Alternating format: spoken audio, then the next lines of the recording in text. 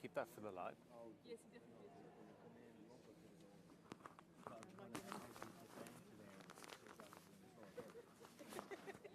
Oh,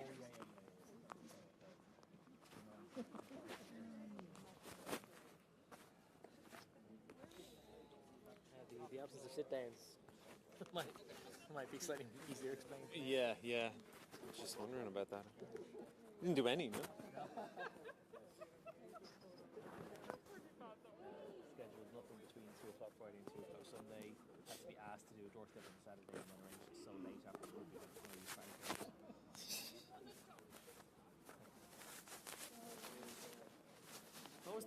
What was the election poster that Nicola Murray stood in front of? Was it Here we go. Was it Second turn. Was it I am bent? Yeah, Liam Bentley. Yeah, I am bent. Yeah. Yeah, you okay there?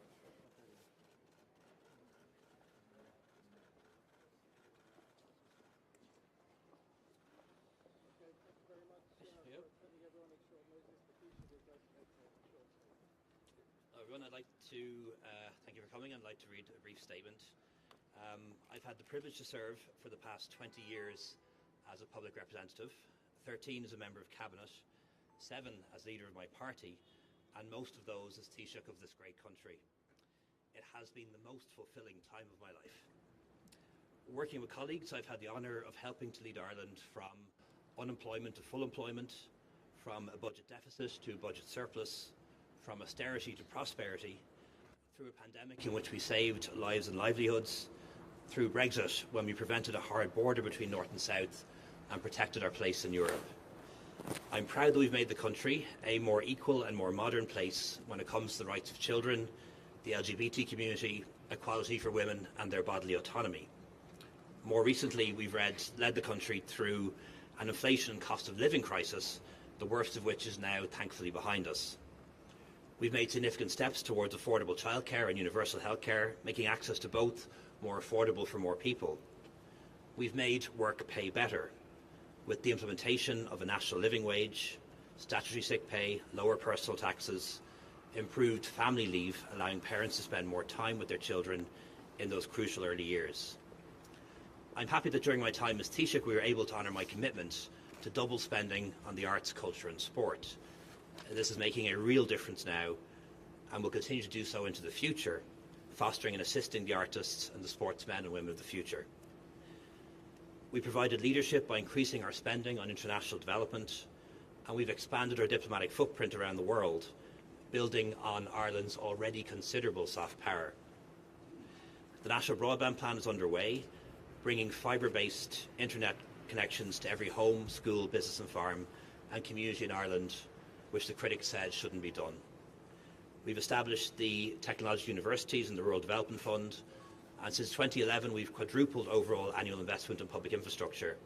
That's meant considerably more investment in priorities like housing, healthcare facilities, school buildings and climate action. And I am deeply proud that we as Irish people welcomed over 100,000 Ukrainian refugees to our shores when they needed our protection, notwithstanding the challenges this brings. In my time as Taoiseach, we reduced consistent poverty and income inequality. Housing construction has more than doubled, with 500 people becoming homeowners each week for the first time, the highest number in almost 2 decades. Of course, there are areas in which we have been much less successful, and some in which we have sadly gone backwards. But I hope you'll forgive me if I leave it to others to point them out on a day like this. They will receive plenty of airtime and column space. When I became party leader and Taoiseach back in June 2017, I knew that one part of leadership is knowing when the time has come to pass on the baton to somebody else, and then having the courage to do it. That time is now. So I am resigning as President and Leader of Fine Gael effective today, and will resign as Taoiseach as soon as my successor is able to take up that office. I've asked our Party General Secretary and Executive Council to provide for the new leader to be elected in advance of the Ardèche on Saturday, April 16th, thus allowing a new Taoiseach to be elected when the Dáil resumes after the Easter break. I know this will come as a surprise to many people and a disappointment to some, and I hope at least you will understand my decision. I know that others will, how shall I put it, cope with the news just fine. That is the great thing about living in a democracy. There's never a right time to resign high office. However, this is as good a time as any. Budget 2024 is done. Negotiations have not yet commenced on the next one. The institutions of the Good Friday Agreement are working again, and our trading relationship with the UK in the post-Brexit era is settled and stable. The new Taoiseach will have a full 2 months to prepare for the local and European elections, and up to a year before the next general election. My reasons for stepping down are both personal and political.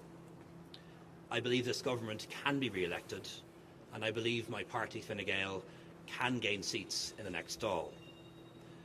Most of all, I believe the re-election of this three-party government would be the right thing for the future of our country, continuing to take us forward, protecting all that's been achieved and building on it.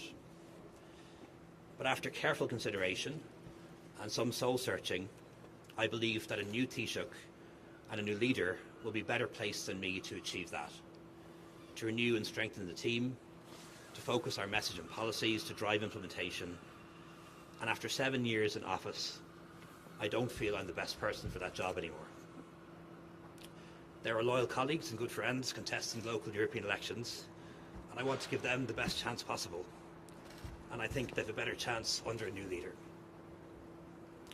I am standing aside in the absolute confidence that the country and the economy are in a good place, and that my colleagues in government from all three parties, Fine Gael, Fianna Fáil and the Greens, and the Oireachtas, will continue to work hard for the nation's best interests.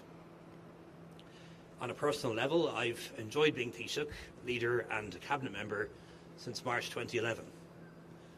I've learned so much about so many things, met so many people who I'd never got to meet, been to places I would never have seen, both home and abroad. And I am deeply grateful for it. And despite the challenges, would wholeheartedly recommend a career in politics to anyone who's considering it. However, politicians are human beings and we have our limitations. We give it everything until we can't anymore, and then we have to move on. I will of course continue to fulfil my duties as Taoiseach until a new one is elected, and will remain as constituency TD for Dublin West. I know inevitably there'll be speculation as to the quote-unquote real reason for my decision. These are the real reasons. That's it. I have nothing else lined up. I have nothing in mind. I have no definite personal or political plans. But I'm really looking forward to having the time to think about them. I'd like to take this opportunity to thank my party, my coalition partners, particularly Micheál and Eamon, my constituents, colleagues and staff for their loyalty and their phenomenal work, and I'm going to thank them all in person in the near future.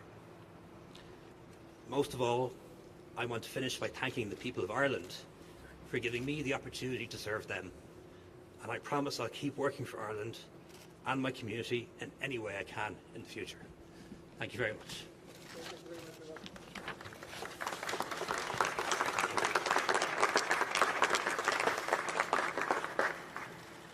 Taoiseach, were the referendum to the last straw, Taoiseach?